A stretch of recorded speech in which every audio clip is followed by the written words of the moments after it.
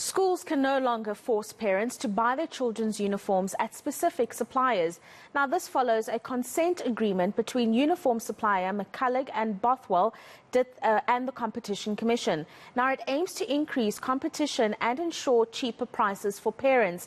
And for more on this, I'm joined by Competition Commission's Deputy Commissioner, Hardin Ratshisusu. Many thanks for your time, Deputy Commissioner, this evening. I mean, this has been an issue that has gone on for quite some time, with parents having complained on various occasions. A very big milestone in terms of ensuring free trade, higher competition, and of course affordable prices for those who are shopping for their children. Indeed. Good evening, Procure and your ENC viewers.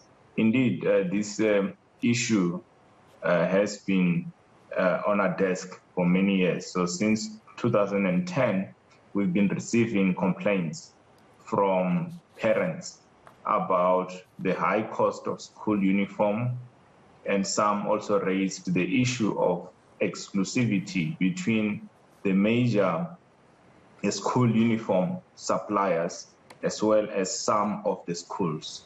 So we looked into this early on.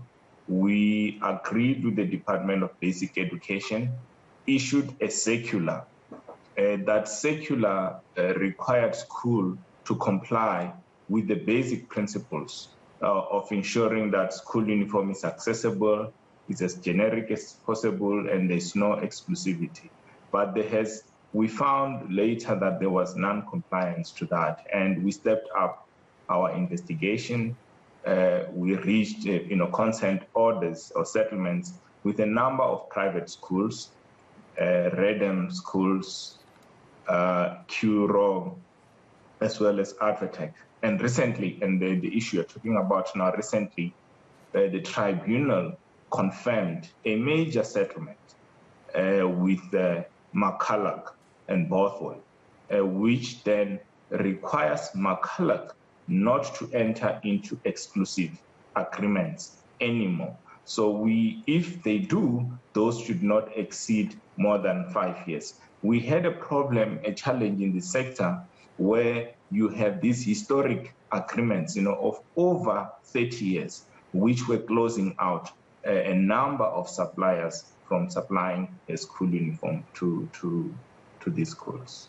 And why was that the case, Deputy Commissioner, that school suppliers were able to enter agreements of about 30 years, perhaps even longer, as you've just mentioned, without any regulator putting a keen eye on those kinds of agreements and perhaps changing the situation in an earlier period?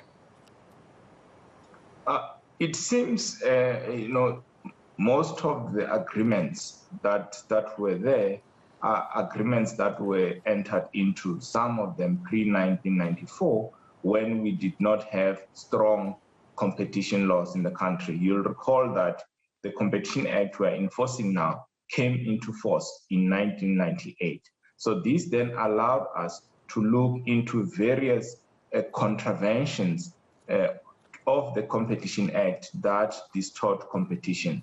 And these exclusive agreements are one of those. So we have a legacy problem, a legacy issue with a number of the so-called former Model C schools that have these long-standing agreements. And this particular settlement with McCulloch will open up space for many, many entrepreneurs. In fact, I was pleased to see recently in the papers an entrepreneur who has been able to expand in this market, Nkululeko Mahlangu of Busani Textiles. This was not going to be possible if we had not intervened.